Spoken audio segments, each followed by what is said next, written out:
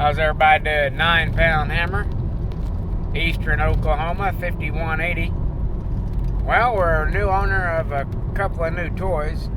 I'll be putting them up on YouTube here and letting you guys enjoy them and look at them as well.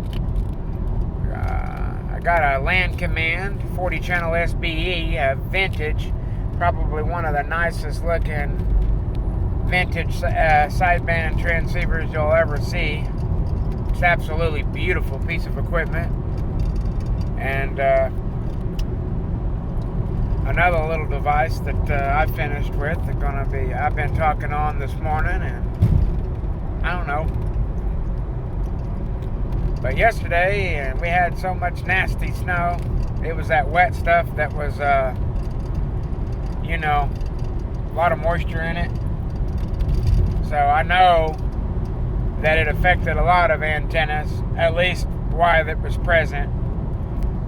When the snow gets on the radials, the ground radials, and stacks up and builds up, it changes the characteristics of impedance at the feed point of the antenna. Causes your SWRs to go up, causes you to break up and signal. When you get that kind of water buildup on the radials there, it causes RF leakage between the vertical element and the ground radial. And the counterpoise ability for it to be able to load a counterpoise. So a lot of things can happen. I was very fortunate. I did see a little slight drift in the SWR on the big 6.64 solid aluminum antenna. Seems like the aluminum antennas, in my opinion, are more susceptible to the water and snow as it sticks and builds on them. Now my big stick, my splatter stick, it absolutely did amazing. And then my flat side did amazing. Even with an exposed feed point. It did really, really well. And it's been doing really well. Anyways, I ran to town and grabbed a couple of things. And we'll be back on air here shortly. Got me a couple of egg rolls and got me a drink. I ran out of soda pop and I ran out of cigars. Had to go get me a cigar. 518 likes his cigars. And anyways, guys, y'all be good, and we'll be back on air. Anybody wants to know where you turn off to go to my place when you're on 10, pay close attention. So here's the big mansion. It's a little over a $1.2 million home right here. Turn left. Right here, you make a left. It says Illinois River Ranch.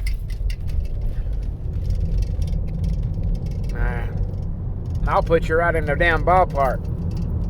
I ain't got nothing to hide. Beautiful out here, guys. So we're coming down the try to make a decent video for my YouTube page.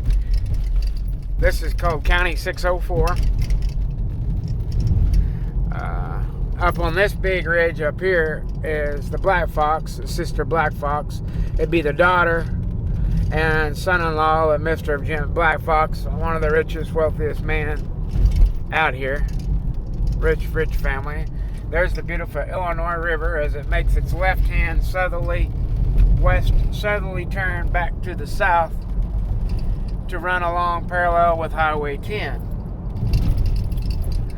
Now, we're going to slowly start just falling in elevation. You can see the river is drastically going to start getting up above us. We're going to start going down. Now, we can get a good eye shot on the river. This part of the river, you probably can't tell it in the phone or on the recording, but we have made almost a direct westerly northwest turn, or northeast turn. So now we're looking northeast, basically looking straight towards the town of Siloam Springs, Arkansas, which is about 28.7 miles from my location. We're about 30 miles from Arkansas, Siloam Springs, Arkansas. Snaking our way back up in here. I live in the foothills of the Ozarks. right where the foothills start to begin. And I live in the lowest elevation. This is known as Hog Shooter Bluff, guys.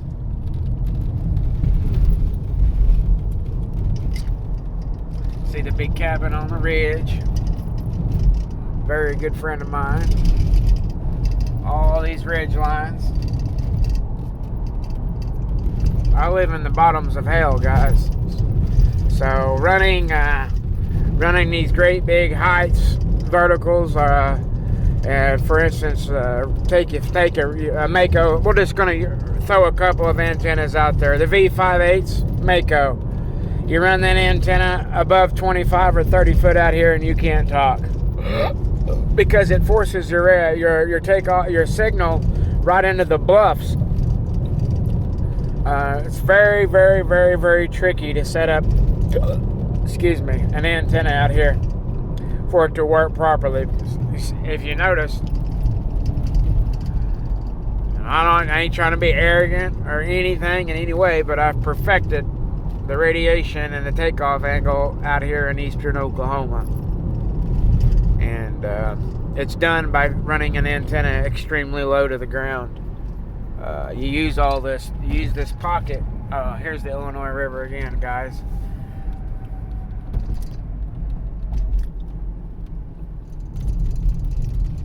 I'm about to run out of battery, but I'm going to get y'all. So make a right-hand turn right here. And now once you cross this gate right here, you're in private property. And if you ain't a POA member or property owner, you ain't supposed to be in here. As you can see. So we're into the ranch now. We're on private property. Absolutely private. Yeah, we welcome people. People can come in here, check things out. We even allow outsiders to come and use the parks and the facilities here. It's a little bit expensive to do so. It's $9 and $13 a night, depending on what point you use. Now the water is way down. It's usually just rolling right here. It's all the cabins across the river there. Of course, this is the ugly part, in my opinion, the ugliest part of it all. Once we get up here by my place. So you see we're right at the same elevation as the river. The river is literally 390 something feet out of my backyard. Of course, I don't have a really awesome point of the river because it's shallow and creeks. If you really want to get to a good body of water, you got to go about a half a mile, quarter mile. But as you can see here, this is a real awesome point. This is known as Hog Shooter Bend, one of the deepest parts of the Illinois River, and it's literally in my backyard. It's a beautiful spot. You can see the ridge, and now the big bend there is known as Hog Shooter Bend, Hog Shooter Bluff. For you guys that fish, hey Ramrod, I know you don't like me, and you think I'm a butthole and all that, but if you like to fish, I know you like to fish. That's a good catfishing hole right there, Ramrod.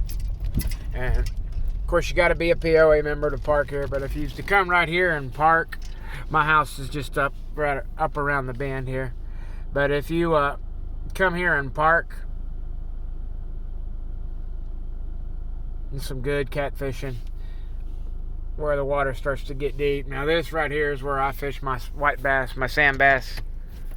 I throw my beetle spins or my rooster tails and slay them. But you got to do it when they're running. But they feed real good right in here. And I got to get the vehicle back to mama. So they come down in here. I ain't got nothing to hide. Because some battery ain't going to stay running long enough to get you to the house. I live a ways from here still. I said it was around the corner, but it's a ways. I live all the way around. We're going to get up here and I'll show you, but you take the river and just keep going down the river. It goes back towards south and west.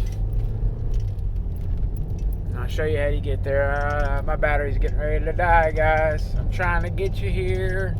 10 minutes in the video. You get to the top of this. We still got 2.3, 2.4 miles to go to get to my road. And then you got another mile, 2 miles to go to get to my house. So about 4 miles from the house. Make a right-hand turn right here. And make a right-hand turn. When you get right here, you make a right-hand turn. This is known as River Road. You're going to come down River Road on the back side of the hog shitter. You guys don't know what living in the country is like. Some of you do, but I live in the woods, my ladies and gentlemen. Woods, different type of woods. This is coon country. Coon country, boys, and big cat country. Now, you can see, I tell you 100 times, I live below low elevation. I'm lower than the river. And can you imagine trying to get a signal up and out of these foothills? Well, it can be done. You got to use the foothills as your reflector and your counterpoise. So you see now the river's right on my right hand side. You see all the cabins and creeks. It's beautiful out here. But guys, we're in the bottoms of the eastern Oklahoma foothills. Look at these ridges and bottoms, boys. You imagine trying to get out of here when you're on the mall running. Got that dadgum mall down and you're trying to get up out of here. It's tough. You got to use this stuff for your advantage. Flat side with an additional reflector and a little help of a front end director, you can get up and out of here. Don't run your boom flat and put a little kick on your boom. I can't believe I'm sharing this. Put a little kick on your boom, make this backside your reflector. This backside's going to be into your draw. So when you put your backside reflector, you use this cup. There's a couple of ways you can do it. Or I can spin all the way around and send my signal right in there. If I want to talk south, I'll put my signal right into something like this and then shoot right off this big bluff, and it'll make that takeoff angle go boom, boom. About got us in some mud. But you'll drive that signal into that ridge and then it takes off, guys. It's how it works. You got to use this stuff to your advantage, man. If you're going to live out here where the hogs play, you got to get your signal up and out of the bottom. This is known as Hog Shooter Bluff because you can literally drive down this road and kill hog just about any time. So we're going to come back down here and it's going to make a drastic south turn and go. We're almost to the crib. Almost to the crib, guys.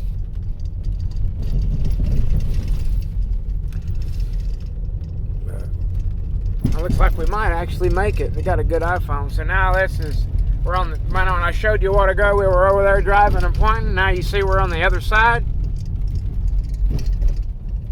That's where I was pointing at when I was driving down 604 off of 10. So now I'm literally back down and we're going, right now we're looking directly east. And we're fixing to be going back south towards Tahlequah. But we're on the other side of the river, guys. This is known as River Road. Takes you straight into Pumpkin Holler.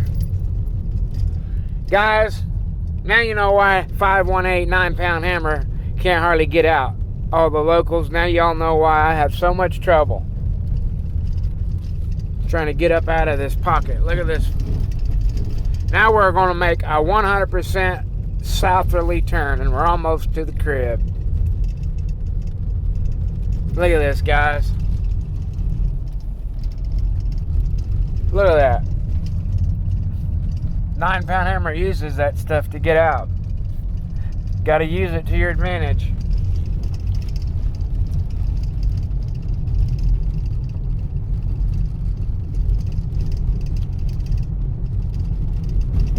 About 16, 17 miles south of Little Kansas, Oklahoma. once you get all the way back up in here. And that's what it's hard to express to people, that I live back up in here and I have to talk to you guys that are over there in Siloam. I got to talk through all this crap to get over there to you. And that's why I have to run the power I run sometimes, is it takes it to get up there. Y'all be blessed. We're here, 73s, 9-pound hammer, the backwoods. I'll see ya.